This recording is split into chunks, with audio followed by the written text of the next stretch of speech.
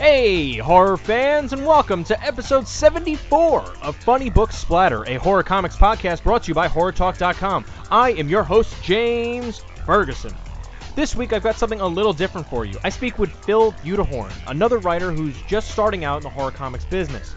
We compare notes on first projects and processes, including getting out ideas, working with creative teams, and pitching. Basically, we interview each other to an extent.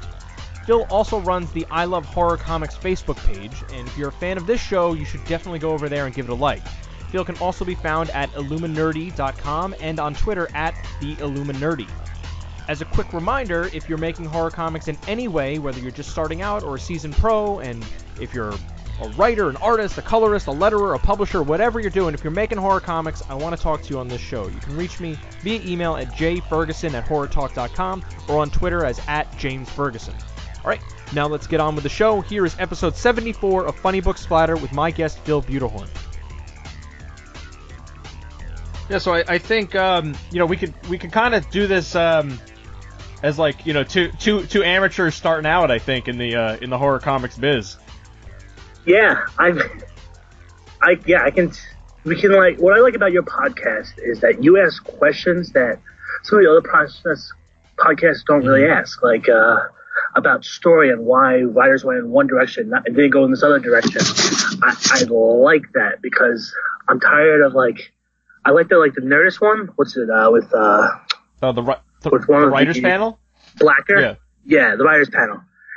They always go into, like, oh, this is what we did for the writers room. They don't go into, like, details, the nuts and bolts of characters and stories. Yeah, that's what I want to dissect, and, like, selfishly, that's the point of this show too, is me, picking out stuff to say, like, oh yeah, well, why is this like this? Why did you do this? Why did you do that? That's why I joke in the beginning of the show that, like, I now have to ask people, like, what to describe their book to start, because I remember I'm going to ask you to stop moving your computer around.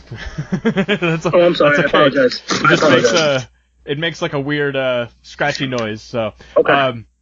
That's what I joke when I start the show now, because, like, all right, I want people to start the show by describing their book, because that's, like, the one cheesy interview question I'll ask. But after I had Jim Zub on, I like dove right into questions, and he's like, "Can we talk about, like, what the book is about first? Like, I feel like that would be better." I was like, "Oh shit, you're right. Like, I should probably start there, So so after that, then everyone had to pitch the book to start, and that was it kind of just, like, sets the ground rules. Like, all right, this is what this thing's about, so people know what we're talking about first. Well, yeah, that is important, because, like, you sometimes get creators that I'm not familiar with. So it's nice to hear, about their book first, so I have an idea of, like, where you're going with the podcast. Yeah, that's the hope there. And then, I mean, lots of times I'll just, like, I'll write down questions. Like, I have questions for you too, but it's it starts there. Then I have to, like, pick out things. Usually, I get a good kind of storyteller on the show, and they're able to kind of spitball and go into a bunch of different things. Like, that's the kind of goal there. Okay. But I hope the links work. Yeah. So that was cool. So, like, you send me a bunch of stuff that was like, oh, like, I think you'd say, like, oh, I want to wait until I get something out there. But I'm like, you look at all this stuff you wrote, man. Like, how did you get there? Yeah, I'm not gonna be honest. At first, I felt like a fraud a little bit, because, you're getting all these published writers where since 2011, We've done some stuff, but we have never actually been published. We've not been on the shelf. I talked to my wife. My wife's like, just do it. I was like, all right. I've had first-time writers on here that, like, they, like, I think one of my first guests was a guy named G.S. Falk, who he was pitching his first ever comic on Kickstarter. It didn't even get funded at the end of the day, but he was like, this is my story. Here's how I'm getting out there. Here's how I started doing this. And he had, like, a really cool tale of how he ultimately did this. And now I think his stuff's on, like, one of those, like, web comic sites, like Webtoons or something like that. But yeah, like, it's... Oh yeah, Webtoons is huge. I can't totally get into web comics. Like, it's just something about this, like, updating one page every, like, couple of days or something like that. It just doesn't do it for me. Like, I need to sit down, like, and just read through like a PDF or something like that. So even I'll back Kickstarters that are web comics, and I'm like, just send me the PDF so I have it all in one place. because I'm not going to click through, 100 times to get through every single page or script. Yes. But, I was just gonna, what's your journey like? So when you started, you got some stuff out there. Was it like, were they shorts that were kind of, did you just kind of make those on your own, or were they, as part of an anthology or something like that? No. So it all started with, me and my co-writer, my friend from high school, Brian Harris. We were waiters, and we were like, we're losing our mind waitering. It was right after, it was the end of the recession. Mm-hmm. We had both graduated college. Economy sucked. So like, hey, why don't we write stories? So I don't remember the show Revolution. Yeah, was that the one? Wait, was that the one that the all the power went out or something? Okay. Yes. So a year before that show even came out, we're at Chili's and we're like, and my specialty in college was history. His specialty was English. We're like, let's combine the two.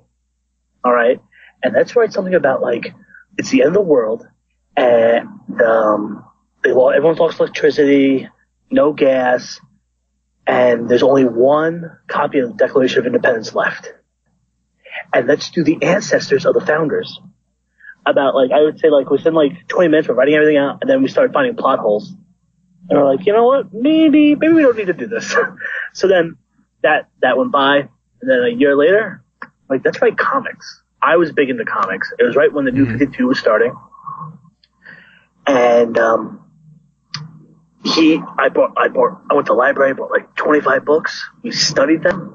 And then we started, we're like, okay, let's make a plan of 60 issues. Lesson number 1.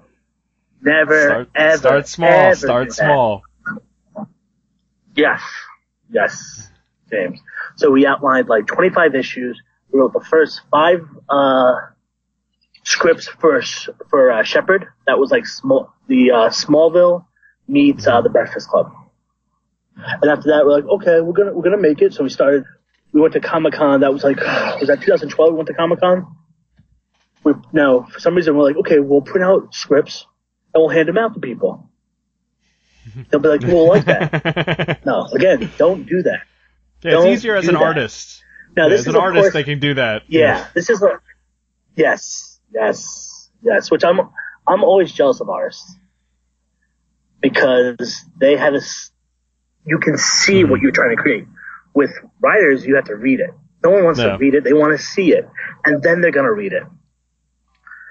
And then from there, we created some other stories. This, in the future, this, assassin named, Wicked, I think his name was.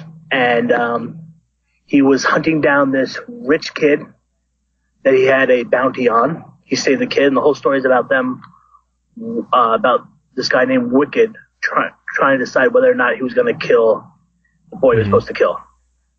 And he had him traveling the universe. That was 2012.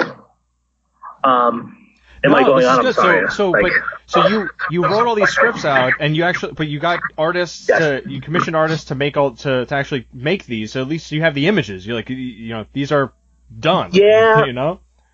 The only problem was we did for some reason I didn't realize. I guess I was obsessed with marketing. And I was like, okay, let's do some promos. So if you saw the promos, I sent you Viola, I sent you Uncle Joe, and Ron. I was like, we'll send these out. And then, to be honest, it fell flat. What happened was I went to get my master's in history. Brian went back to school. So we were limited in actually writing it together. I ended up getting a job. Brian ended up getting a job, and then things just kind of fell apart with that. I mean, we're still friends and all that, but the actual writing thing fell apart. And then I ended up working with Tyler from Comic Tribe. I'm like their water boy, kind of. The intern. And you'll see, for those who might be familiar with it, I'm not sure if you're listening, called I Love Horror Comics on Facebook. I want to get into that, how that started. Yeah. And that's where I am right now. Did that start with Tyler as well? Yes, that's all Tyler. Yeah. Yes. Tyler had messaged me saying, Phil, I like your passion.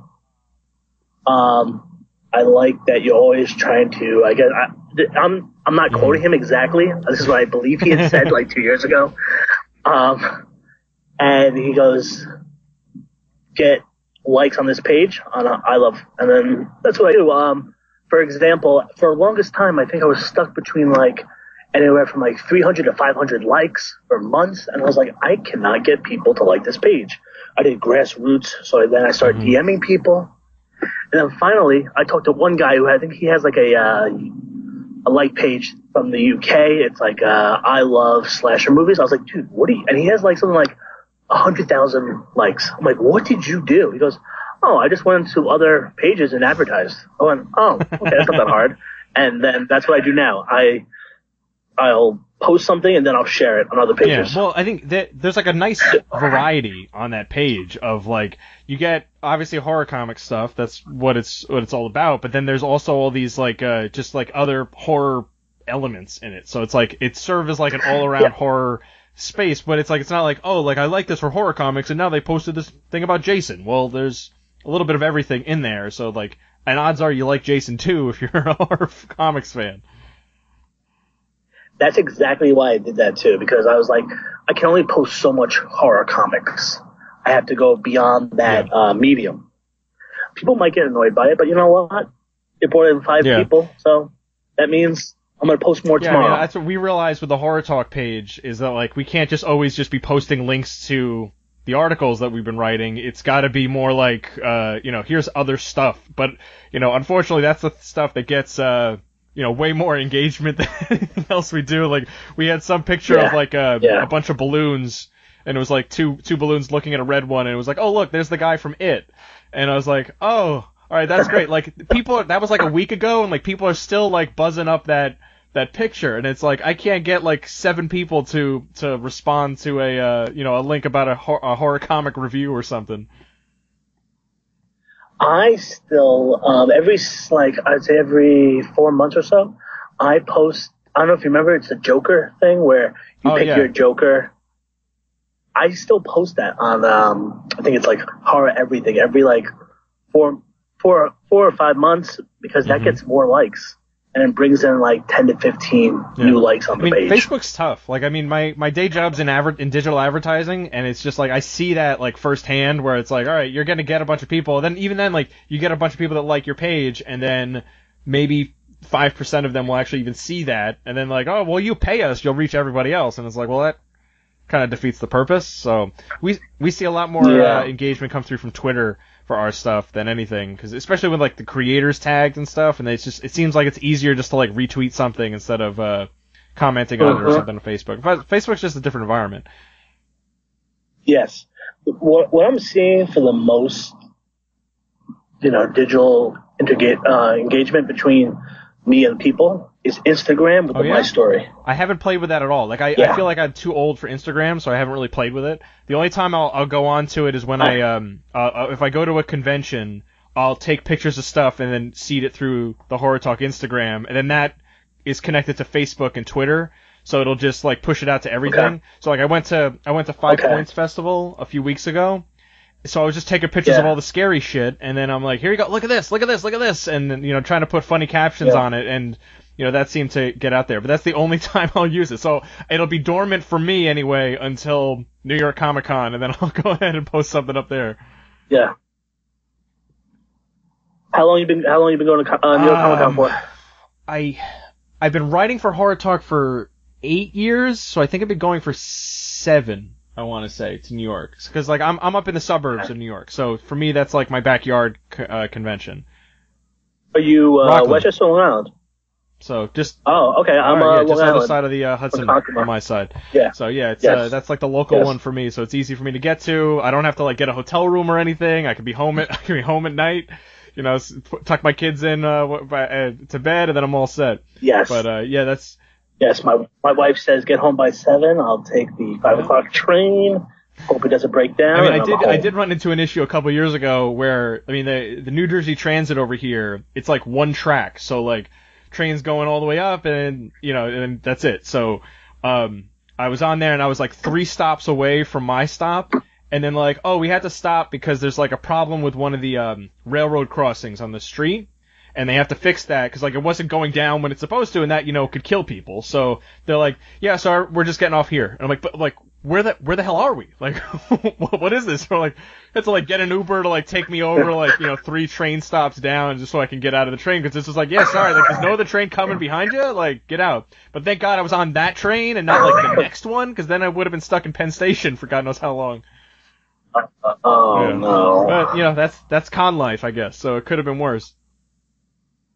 I luckily have not gone sick in like 2 years. Knock on wood. I've been surprising. Okay, well, look, you have a kid now, so that's the other thing. They're like a petri dish, so you'll get everything from them, and your immune system should get stronger just as theirs does.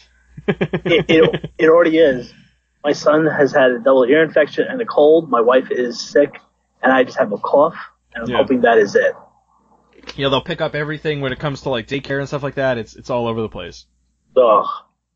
What do you want to talk? What's the first book you want to talk about, or the first? Like what's next in your journey here? So like, because all this is going in the show, so it's just a matter of some fine edits here and there. But like what's your next kind of endeavor? Like, are you working on some stuff? Yeah, I'm working on something right now. I'm hoping it works out. I pitched to some guys today. I was working on a title. I guess I'll tell you the title that won't happen. It's called X Person. To me, I wrote it down. I was like, this sounds awesome. And I pitched to some guys, and they're like, I like the story, but the title just doesn't come out to me. I was like, okay, fine. So what it is, it's James Bond meets Friday the 13th. Okay. I get it. Can you get behind that? Yeah. I don't want to go into anything else because I feel like it'll spoil certain things right away. That's a fine kind of start. So what are you envisioning that as? Like is it a short? Is it a one shot? No, so right now I have an outline for 5 issues. I already have the themes broken down. I am pretty much outlined the first issue entirely. First 9 pages are done, and the final 7 pages are done. I'm working on the middle right now. Okay. Yeah, the script. Yes, just the script.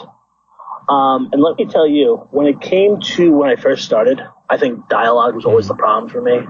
Panel description is something I've grown at, but dialogue, it was always so on the nose. My co-writer Brian, his dialogue was just on point. I was always kind of jealous of him because I was like, oh man, you got the lines, and I just have these panel descriptions.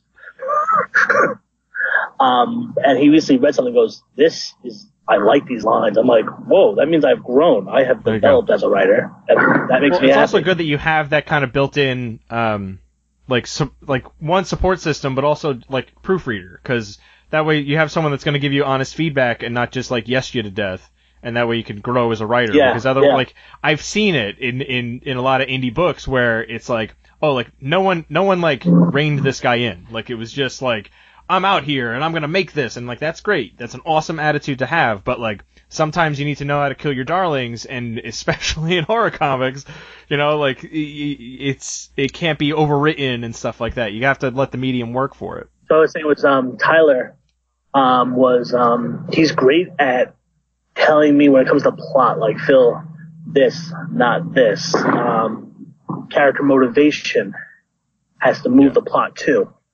So, it's really helpful having someone who's experienced. And I'm actually learning, I'm writing down. I'm like, okay, this is where I have to grow at. This is where it's like going to the gym pretty much. They say that constant working out, you'll build the muscles, and that's what I'm trying to do. I'm trying to build these writing muscles. Well, that's what, like, I'm in the comics experience course now, and I'm taking my second one. I took, the 101 course, the intro course, and like, I read Brian Michael Bendis' book about making Words with Pictures, and like I've read a shitload of comics, so I'm like I kind of like know how some of this should work, but like in just them putting it into perspective, like it has this eye-opening moment, like, oh yeah, like when you break it down to these pieces, this is all the story is. This is how you put it together, and it just like clicked. And then so now my difficulty's been as a writer has been characters. So I feel like I could come up with like good premises or like some good dialogue, but then I just like fall short on the characters. And I'm like, I don't know, he's a guy, he's just in here.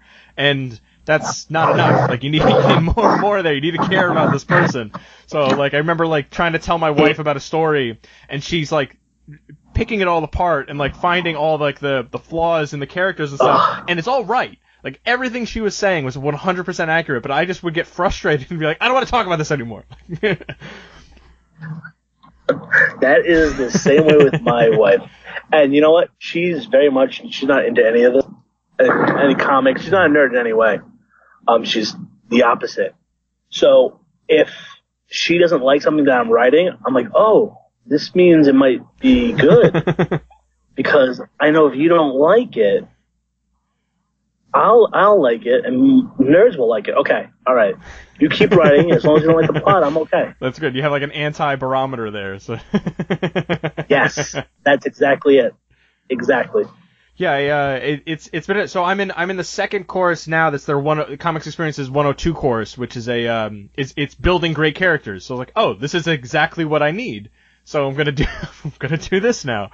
And that's been a good, like, it's only like 2 sessions in so far, but I'm like, oh, this was the flaw that I had. Like, this is why this didn't make sense. If I tweak this way, now it flows so much better. So it's been eye-opening, and it's amazing how they can break it down so quickly with that kind of stuff, where it's just like, here it is, and you're, oh, okay, got it.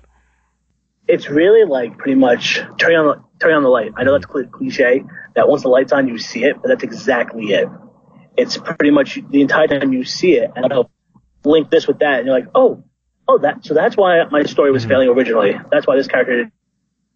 Yeah, so pretty much realizing that your past mistakes. It's just one person, like a mentor has to tell you, just change this one thing, and everything changes for the better. No, so far, like, what's your favorite character that you've written so far? That you've created?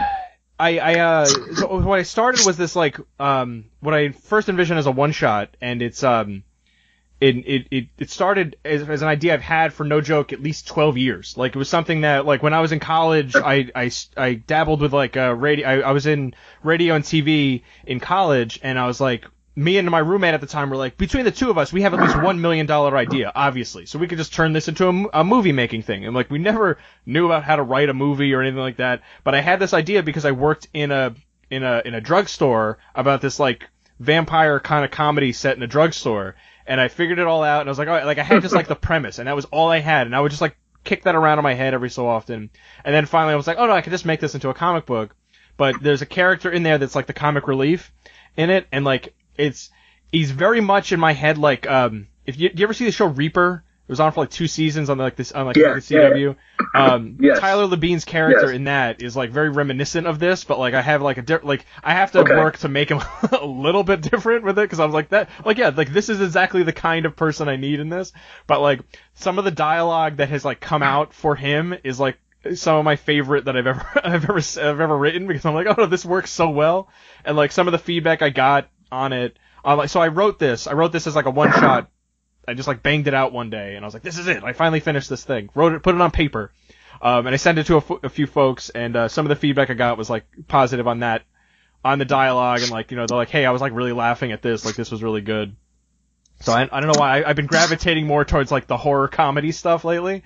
Like that was the 5-pager I ended up writing for in the first Comics Experience course, ended up being a horror comedy thing too, which started as something that I was really terrified of, having to do with my kid, with like something crazy coming out of a baby monitor.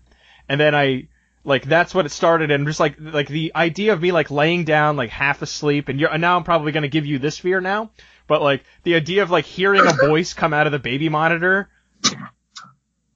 I'm not going to lie, I swear, like I'll be like half asleep, and I swear it's happened before. I'm like, my wife's like, did you hear that? I'm like, I tell her no, and then I'm like, oh my god, I heard it, but I don't think there's anyone on our wall. So like that idea like terrified me, and like I wrote like a little 2-pager thing, but like I realized like it didn't do anything. Like it was just like, and there was a monster, and I'm like, all right, but like what else is there?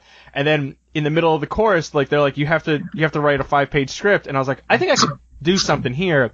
And like I kicked this around, and I remember like literally walking around my house like thinking about this, like what if they did this, what if she did this, what if she did that. And then it hit me as like how it could all click together, and I was like so like pleased about it. Like I had this like huge breakthrough moment in the story, and I was like, this is perfect. This is like I was like chuckling as I'm like writing all this stuff down on the computer. Like, this is so good. I'm so happy with this. So I ended up with this like 5-pager that I'm like really really excited for, and like and now I'm working on getting that made in there. So like I actually just got the inks yesterday, and like I haven't responded to anything yet in terms of like notes and stuff outside of like, hey, I got this, because I'm just like I keep going back and looking at it again and again to be like, this is a thing that was in my head, and now it's like here, like here's pictures of it. Like, it's really cool. Yeah, that's the best feeling. Like the one thing, so what 617, that is. The artist is Jacob Ugrin. He's from, I want to say he's from Peru. I could be wrong though. And the best thing was, actually what was difficult at first was we gave him like, okay, the likenesses for characters. Like this guy, and then like for us, it was something we had to learn, that the artist isn't going to do the exact likeness. The artist is going to he's going to see the likeness and make little switches to the character. So it was something we had to learn. You know, we pictured in our head, like, we have Miles, we have, oh my God, it's been so long, I can't remember all the characters' names. But Miles is one character I remember. We're like, this is what he looks like. I think it was it Ernie from Ghostbusters? Mm-hmm. Ernie Hudson? If my co-creators, listen to this later on, he's probably gonna he's judge like me screaming at his phone right now. Yeah, you know, that is what he's gonna be doing. Yeah, I know him really well. So yeah, that's exactly what he's gonna do. But the important thing, and this is for other writers, is that yeah, you might give your artist the likeness, and that's in your head. But you have to know that this is a relationship. So they're also gonna see the characters a little differently than you. And you just got to meet in the middle. Yeah, definitely. I mean, it's what's funny. Like I in this 5-pager I have, like, I have a demon in it, and the sketches, the thumbnails that I got back looked nothing like the demon I had in my head. But I saw this, I was like, but this is perfect. Like, this is so much better than what I had in my head, and like it just works. I was like, can we lean more into this? Like, this is exactly what I want now. Like, it was completely off from what was in my head. I was picturing like one thing, and then it just came back so different, but like so much better. I couldn't believe it. So I was like, I was like, do more of this. Like, that's my only like note here. Like, this is really, it shows the collaboration in that regard of like, this is exactly what we want. Exactly. Yes, that's exactly what you want. You know, my one story that's my baby, and that I've literally been thinking about it for years and years since I've been in it. I mentioned at the beginning of the podcast is Shepherd. So that was the very first story. And the reason why, the theme is all about friendship. Now, I got home from college. I'm still friends with my high school friends. And not a lot of people are still friends with their high school friends. And it's interesting. I wanted to explore friendship, the evolution of friendship. Can you still be friends with the kid you grew up with, even if you have different political beliefs, your lifestyles are changing, your friend drinks, you might not drink, and you still have that friendship? And that's my baby, because it was a theme that I feel like some of the Cape comics explore, but not to the fullest. Like, for example, when a character dies and comes back, especially like Jean Grey recently came back. I'm getting back into it now with their fresh start. I feel like I've been looking at Marvel Comics like a game of Double Dutch, and I'm like, I'm gonna get in here with Legacy, and then I was like, oh no, I tripped and fell on my face. I lost this. I fell off. I don't know where I'm at, and now I'm jumping back in slowly with fresh start. So I've checked out like Venom, which has been really cool, and like Is that what the new thing's called? Yeah, I know. It's like it's the worst name. Did Legacy last a day? Because I don't know, like they were like, we're renumbering everything. Wouldn't it be great? Like, we heard you. No more number ones. And then we went, oh shit, no, this was a horrible mistake. We messed up. New number ones for everybody. You know, Jason Aaron's on his 6th number one of Thor. I saw that headline of like, I think a Bleeding Cool or something had that. I was like, really? Yeah, like, that's exactly. The guy's been writing Thor long enough to have 6 number ones. That's horrible. 6 number ones. I'm so angry at that. All right. So okay. So what I was talking about was like about friendship and relationships. Like when Jean Grey comes back, there are certain conversations I want to see. I want to see her with the original X-Men. You know, Cyclops. He's dead. Beast. Yeah, Angel. Angel. Iceman. I want to see Jean Grey and Emma. I want to see Cyclops. I want to see Jean and Havoc. And I didn't get any of this. It's like 4 months in, I'm like, I don't care about Jean and Nightcrawler. I don't care about Jean and Gambit. Give me what the relationships now. And that's what we explored in Shepherd. And we also want to explore, like, you know, I want to know, like, we'll never get it, but like why Joker went bad. Like he's such a genius villain because he used that genius for good. And that's what we do in Shepherd. We try to explore, do these characters become good or bad long term, or is it a certain moment, a snap, and then they become bad? And that's what we want. That's what the plan I think was. Like in what was it? It was a Killing Joke. I think that was more like, the Joker. What separates the Joker and Batman is like one bad day, or like how they handled that one bad day. Yes, and that is what I wanted to do in Shepherd. I wanted to explore like it's pretty much like, you know, Year Zero. Like how did these heroes become the villains? And each issue was going to have like a backup. So it was going to be based like a flash forward 10 years later after college. And every issue was going to focus on, it was going to be like the last page of each issue was going to focus on one character 10 years later. Having the past and the present is also really cool too. Like, have you seen Cult Classic from Vault Comics? So that Elliot Rahal, who's been on the show too, he wrote a book called Cult Classic. It's only like 2 issues have been out so far, but like it's almost like Stephen King's It in like it's like here's a bunch of kids in like it's now in the 90s that are you know, something happens then. We don't know like the full extent of what happened, and now they're coming back to bury one of their own and to like unlock some treasure that they hid away like 20 years ago. And like they're like fighting, and like there's another one dies and like gets like horrifically murdered. So it's like this like cool like back and forth. You're like, how did these innocent kids turn into these like fucked up adults? So we don't know yet, but that's what's cool. I remember that now. When I was listening to that podcast, I got mad because I had outlined a series. I think it was called. I stole the title from a song. It was like the project name, The Boys of Summer. And what it was a group of kids. I think it was like the last year before college, and they accidentally created a cult. Things went crazy. One person died. The leader, who ended up ratting out the entire cult, was put in the witness protection program. 10 years later, the reason they became a cult was this monster they were praying to is now awoken, and he has to leave the witness protection program to join up with his ex-best friends and former cult members to save the world.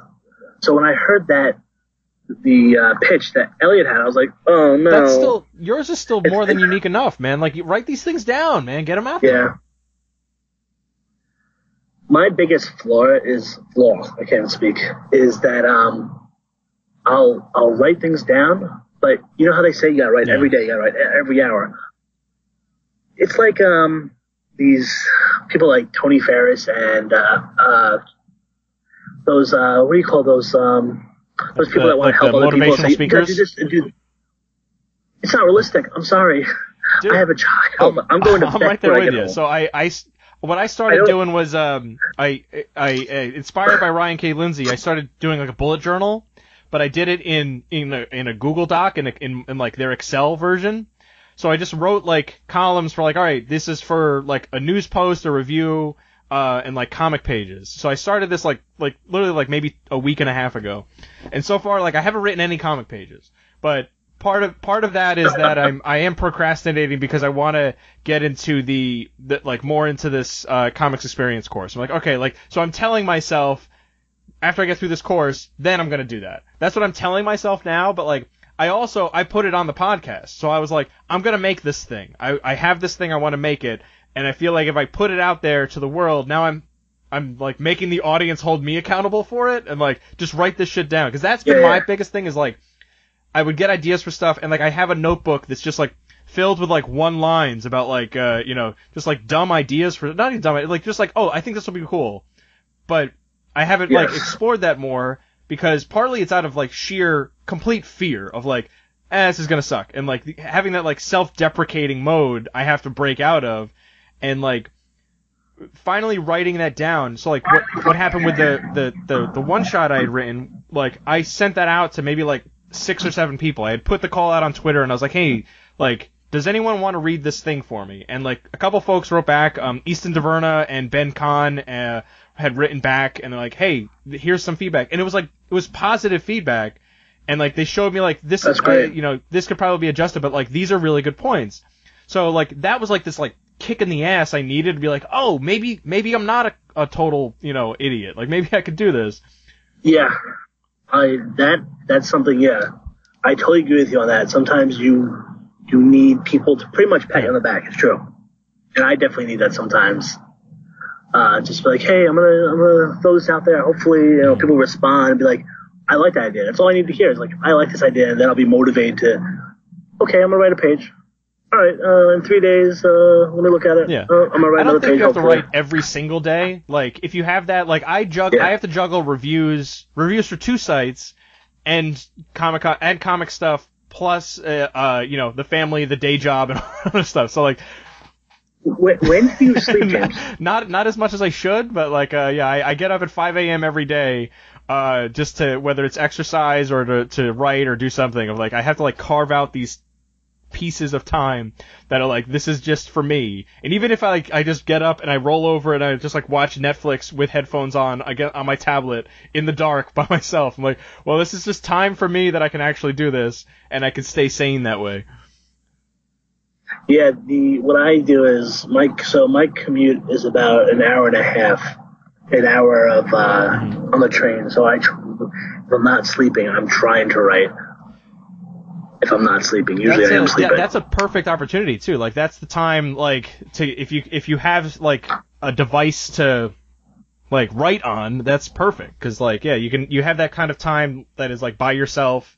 You're not worried about traffic or anything like that. You're just there. And I don't know about you, but sometimes I'll go to like a CVS. I'll be like, okay, I'm gonna buy this notebook to start this research project. And then 2 months later, I'm like, oh, that notebook's still there. Oh, that notebook is still empty. Okay, I'm gonna get to that. Well, like, I started taking my like idea notebook around with me, like wherever I went. So like I just like threw it in my bag as like, you will carry this burden kind of thing, So it's like, anytime an idea came down, I would write it down, and that was actually advice I got from Joshua Williamson. Like I had asked him at one point, like, how do you get that idea out of your head? He's like, just write it down. Like just write down everything. Like any sort of idea, like carry a notebook and just write that shit down. Whenever it comes out, just write it whenever you can. And I was like, that's like a great way to organize thoughts. Like yesterday, walking to the train, I had this pitch and I was like just talking to myself through it so I wouldn't forget it. And I kept like for 20 minutes, I'm like, okay, you're going to do this. You're going to do this. You're going to do this. Now, I work in the projects, so people are kind of like talking to themselves sometimes. So they probably just all think I'm crazy. That's fine. Too. Let them. Yeah, but that's the thing that you will forget. That's the biggest thing too. Like if you don't write that down, that's gonna go. Like regardless of like that's an awesome idea. I'm never gonna forget that. That is gonna go out of your head in like 5 minutes. But it's funny. I spoke with Frank Martin, who wrote these Modern Testament books. He was on the show too. And he has a like an old phone that has a keyboard in it, like one of those old, like with a physical keyboard. And he's like, he had to find it. Okay. And he said like, he's like, this thing is connected to Wi-Fi only, and it doesn't have any sort of like 3G or 4G or any sort of capability. He's like, I write on this. He's like, I do the vast majority of my writing on this, and then what happens is like, I get home, I'll connect it to my computer, and then I'll copy it over there, and then I have like the script or a pitch or whatever written on there. Because like he likes that feel of the physical keyboard, And that's, I guess, what works better. Because, like, I can't write on my phone, like, that way. Like, I've tried. I think I wrote, like, one, like, panel recap at New York Comic Con once like that. And I was like, I hate this. I hate everything about this. This is horrible. What do you use? Do you have used, like Google Docs? I do enjoy using Google Docs. Yeah, I use Google Docs for lots of stuff. I just, it's the sensation. Like, I like I like the feeling of my fingers on the keys of a laptop. Like, I feel like I could go way faster than if I type on a tablet or my phone. Now, if you can, do you think of any certain scenes that inspired your writing, either from movie, comics, TV show? Not like a certain scene. If anything, it's the opposite, where, like, I'll see something and be like, I didn't like that. I feel like that could have been better. Like, I watched Snakeland. It's like a vampire, like, post-apocalyptic kind of thing, and I was like, I really wanted that movie to go in this direction, and then it just didn't. And I was like, but this was like such a huge opportunity. So then I'm like, well, Notebook, write this shit out, because it's like, this is, I don't want to forget this, but, like, I didn't like how that movie went, so I'm like, I would do it this way. So, like, obviously it wouldn't be like, Stakeland 1.5 or something, but that's what tends to happen more. And then I end up just, like, getting lost in comics more frequently, of just, like, I try to, like, immerse myself in it and, like, read it, and, like, or if I know I'm going to review this, I have to, like, kind of, like, look through it and, like, okay, I'm looking at it from, like, a critical lens versus, like, the reader lens to an extent, but, like, it's... Yeah. I mean, there are scenes that, like, stick with me, and I'm trying to, like, I'm struggling to think of, like, one specific one that's like this. If anything, it's more just, like, this was really good. I want to be able to do something that's, like, a fraction of as good as what this is. Yeah. Yes. Like for me, like, Avengers Assembled, where Bendis is, like, first run, that is my first Avengers run that I picked up. And I was in high school, and I was just like, this is amazing. Oh my God, they're killing everyone. They are bold. And this is how comics should, like, that is one of the reasons when Cape Comics, to me, stopped being about just saving that woman who's falling off the building and punching a villain. That, I don't know if you read Identity Crisis. I got back into comics around when all that was happening. Yeah, same here. And then Jeff Johns' Flash, his Teen Titans. It's just his Green Lantern. Books, like, that was what did it for me. Like, and I remember, like, seeing things. I was like at the end of his first issue of Booster Gold, and I want to say, like, Justice Society, he would put these, like, 4 vertical images of stuff, and it's like, coming up this year in this book, and it's like, what are those things? Yes. Like, none of those make any sense, but, like, it's happening in this book? Let me tell you how mad. So before the New 52 started, they had plans, like, that Green Lantern had plans for. They did some of them, but, like, Alan Scott was supposed to get arrested by the Green Lanterns. Never happened. Yeah, I mean, it is a bummer to, like, have that kind of stuff that, like, they could have done something with it, and they just didn't. I mean, the New 52 was, like, kind of a hole for me, in that, like, I read some of the stuff, but, like, not a whole lot. I have Green Lantern, like, I bought, like, the whole run of Green Lantern on Comixology, and I just have to, like, sit down and read it. And actually, I read, like, up to the point where it starts crossing over with, like, one of the other books. I was like, oh shit, now I gotta go find that one, read up to that, but the tablet's full again because I got, like, this week's, review copies of comics, so, like, I'll put that off, and it's been on the shelf for a little while. Yeah, like, so you're Team Hal Jordan, I'm Team Kyle Reiner. See, so I jumped back in with Hal, so Hal's been fine with me, but, like, I understand why people like Kyle, but, like, but actually, since Rebirth started, I'm Team Jessica. Like, she's been awesome. I love reading about her.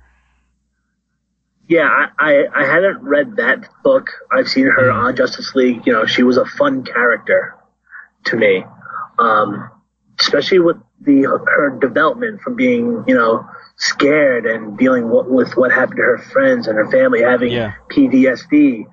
That's, everyone's like, oh, you read comic books still? Yeah, because, do you watch you watch The Flash or Green Arrow on TV? Yeah, it's the same thing, but I'm reading I don't it know instead. why there's still like that stigma attached to it, and hearing like how often people are like, oh, they still make those? Like, just it breaks my heart. Like, it's so tough. I mean, I'm going to be honest. All of high school and college, I didn't tell you when I read comics. Yeah. But then after I graduated, I was like, I don't care anymore. Yes, I read comics. I wear that on my sleeve. I mean, I wear a Batman watch every day to work.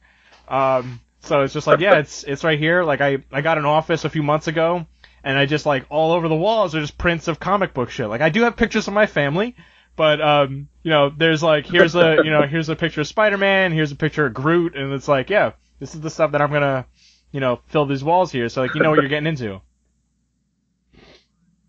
My office for my house, I have 90s Cyclops by Joel Mulvey. I have Tony Moore print. And then I have all my comics, and my wife's like, oh, no, this is not your office. So she put Mr. and Mrs. Potato Head in that office. She put some girl stuff in that office. She goes, it's our office. I was like, oh, I'm sorry. I did not know that. Oh, see, I lucked out. The basement is basically all mine. So, like, I have that, and the office houses the prints that have been deemed too scary to put in the main basement. Because it's like, including including this like awesome "And Then Emily Was Gone" print that I think Nick Pitarra did, and like literally like I got it, and my wife was like, "Where are you gonna put this? Because that's fucking terrifying. Like you can't put this anywhere." And I was like, "But it's so cool." I see your bookcase. That's a very nice bookcase. We did all built-in stuff, so that's I'll turn you a little bit so you can see that's the side part, and then there's the other side. That is yeah. It's nothing compared to mine. Mine is the... Yeah, we finished the basement, so like there was nothing here with just like cement walls. So like we were like, let's build shelves into all this stuff. So I have way too many DVDs, that's but cool. houses a good amount of comics. That's what I'm going to do in my basement when I do it. Built-in walls. I like that a lot better. It's so much better. Although I ran out of space already, so now I'm like, well, I got to get rid of some of this stuff.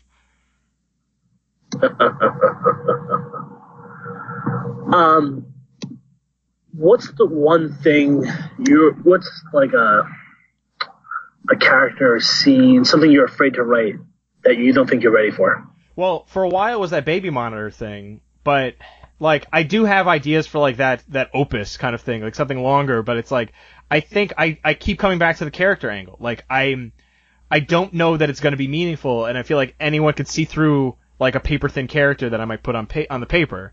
So it's like that's why, like, and I feel like I'm putting so much into this, like, course I'm taking now. Like, this is gonna change my life. But, I recognize that, like, alright, this is what makes a person. And I feel like that makes me sound like a robot now to be like, well, I don't know how people are. How does this happen? How do people act?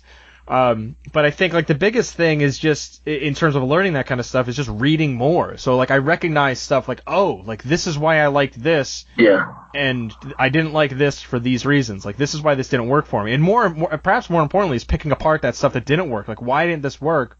Because, like, when I write a review, I don't, I'm not just gonna, like, shit all over a book. Like, if something's bad, I'm gonna call them out for it, but, like, I'm not gonna be like, this is the worst thing I've ever read in my entire life. That's not gonna get me anywhere. That's not gonna help anyone. I'll get, like, a momentary blip, but, like, that's it. That's not gonna build anything.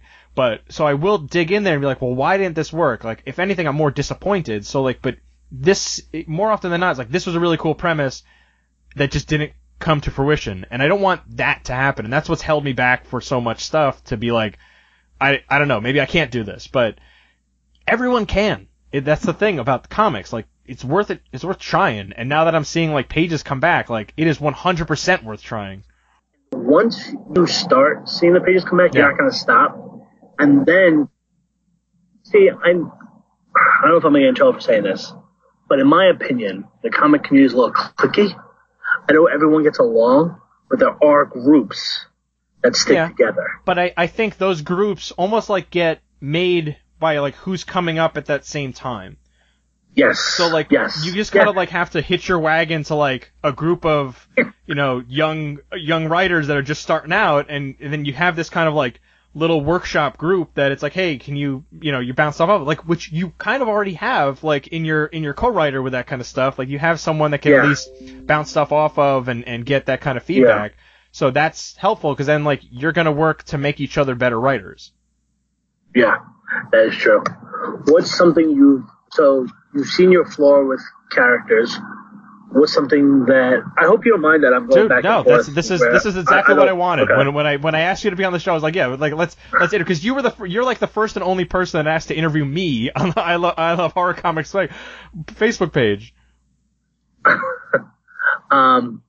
So what is something that you definitely have grown in that maybe was not characters, but something that was a weakness that you've grown in? Actually seeing a plot through, like. Because it's like, I could see how, like, all right, I had an idea, and that's it. Like, it's like, well, wouldn't that be cool? Yeah, but, like, what else is there? It's like, you know, when you think of something like the first Iron Man movie, like, okay, like, a guy, you know, ends up in a foreign country, and he has to build a suit of armor to get out. Cool.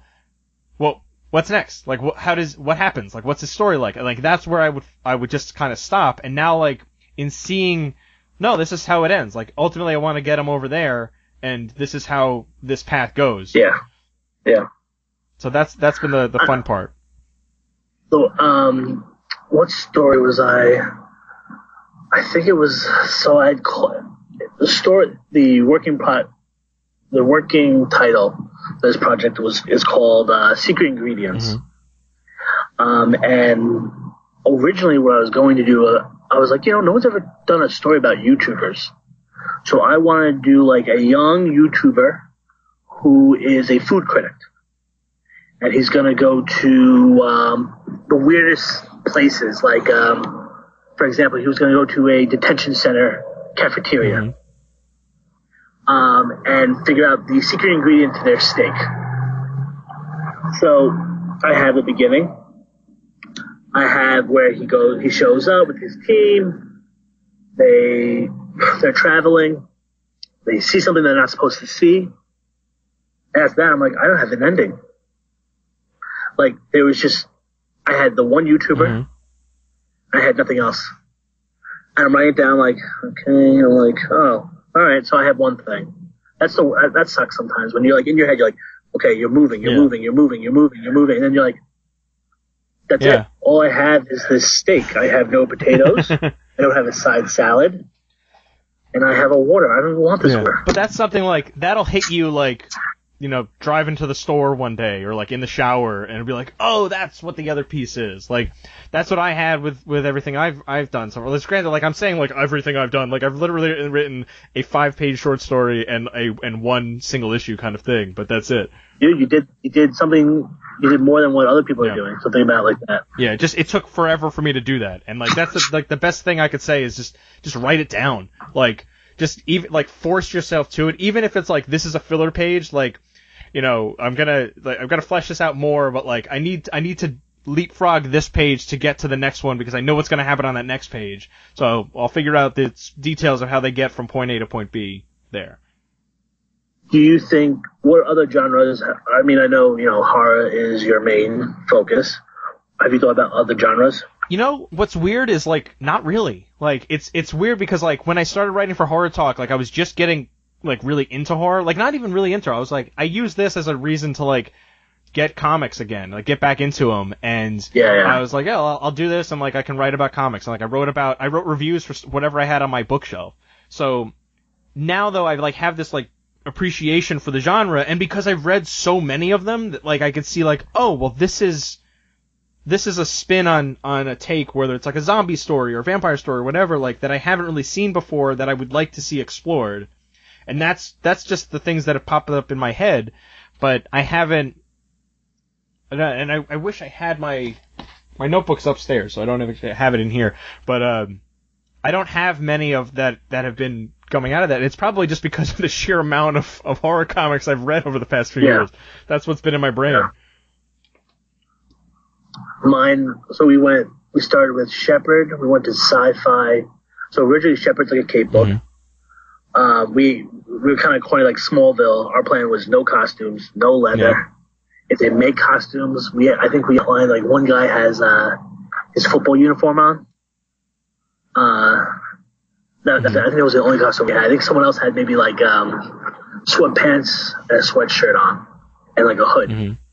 That was his costume. And then we went to Wicked, which was the sci-fi. And then 617. I don't know if you checked it out at all. Yeah. So 617. So 617. I'm at a bar, okay, and I'm like, no, was I at a bar? No. I was dropped off my friend. And I was like, hey man, I had this idea about a plane crash, and they crashed in the mountains, like a big 347, you know, those big planes you see, crashed in the woods, and it's a one shot. They're trying to get home, and then they see the city. The city's burned down. They realize it's the end of the world. And he goes, Phil, you can't do that in one issue. He goes, good idea, but scrap it. I was like, all right. I'm at a bar with his girlfriend, my girlfriend. He starts texting me. He's like, Phil, I've already outlined 5 issues. I was like, what do you mean? That plane crash story? Yeah, that's going to be a thing now. I was like, oh, okay, good. Without spoiling 17, that was one of my favorite stories because, again, it's, you know, being silly. We had idea for like 20 issues. We finished. We had 5 issues. If the story was never going to go beyond 5 issues, we had the ending we wanted. But that, if you notice, that was something we planned on just publishing online. Mm-hmm. And then, sadly, we both went to school and stopped. So it was what I would call it, like Lost meets what was it? Damn, I can't remember the tagline was. Which probably mean like Lost in the woods. Oh no, Lost meets what's that Liam Neeson movie? The Gray. Yes, Lost meets the Gray. I mean, dude, just write it down. Like that's it. Like that's what you got. Like just you clearly have good ideas. So just like write that shit down. That's it, man. Like that's it. Get it out of your head in some way, and then like you know, you gotta what is it, like the 10,000 hours thing, right? Like you gotta get through everything else. So it's just like you just keep writing it out, even if it's something you could kind of start piecing stuff together. But like that's it. That's how you're gonna get them out there. Like, and I'm sure everyone's gonna want to see that kind of stuff because like I said, you got some really good ideas in there. Thanks. Yeah, one day will happen. God, I hope it happens. Yeah, well, write it down. Like, you got that hour commute, man. Take one of those a day. Now I feel like the motivational speaker. Take one of those a week. You know? If you got... At least you're realistic. Yeah. At least you're realistic. If you have an hour each way, all right, that's 10 hours of your week that's spent just sitting on a train, right? Take one of those and just write some shit down. As long as my phone doesn't die. There you go. Or just bring the old fashioned, man. Bring the notebook. I do that sometimes. I do. And then I go to my Google Docs, and then while I'm at work, and I look around like, okay, no one's looking. Let's type away my story. Yeah, man. That'll be it. So that's what we'll do. And then what we'll do is we'll check in on you. We'll have you back on the show after you have something else written. We'll have you back to do a status check. Let's see what happens by New York Comic Con. That's my goal. There you go. So we're in mid-June. So yeah, we got that's 4 months. You got. Awesome. All right. So and I'll and are you going to New York Comic Con? Yeah, I'm going. I'm going to go Thursday and Friday. There we go. So I'll see you there, and we'll regroup. Right. We'll do a live in-person one because I have a recorder for that stuff too. So we'll let's do that. That'd be great. Okay. Perfect. All right, so man. Yeah, to kind of wrap things up then. So outside of the I Love Horror Comics Facebook page, which again I encourage everyone to check out, because it's more than just I Love Horror Comics, but it does cover a bunch of stuff. Like you see cool Kickstarter stuff. You've been interviewing people. Like there's a lot covered on that page. It's pretty cool. It's definitely worth checking out. Yeah, we just interviewed Pat Shan. Oh yeah, he's awesome. Yeah, he is. He's a unique guy. Yeah. He is a very unique personality, and he also explores the process on his Facebook, on his Twitter, which I really like. He asks questions that other creators aren't asking, which is good. Yeah. So, but any other place that folks could find you online, or are there places that people could find these stories that you've already written? So all right, I didn't go into it. So originally we after we started Shepherd, we said, okay, how do we get people to start following us and we can create like a fan base?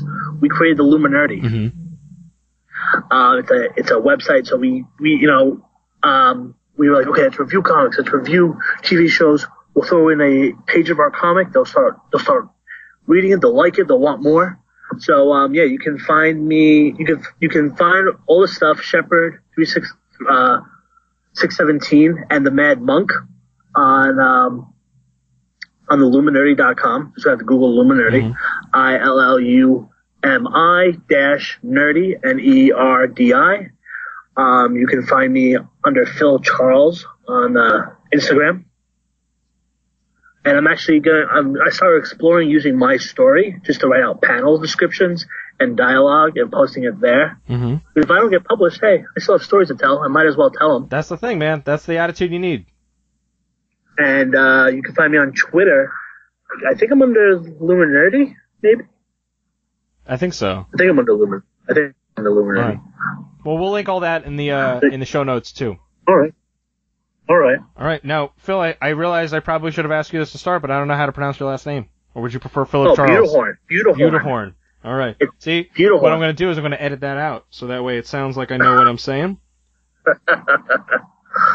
Butehorn. I'm actually afraid to listen to this when you post it. Dude. I hate listening to myself. Dude, you did great. Here, let me do my little wrap up thing, and then we'll do that. So, yeah, no problem. All right, so that does it then for this episode of Funny Book Splatter. I have been James Ferguson with my guest Phil Butehorn.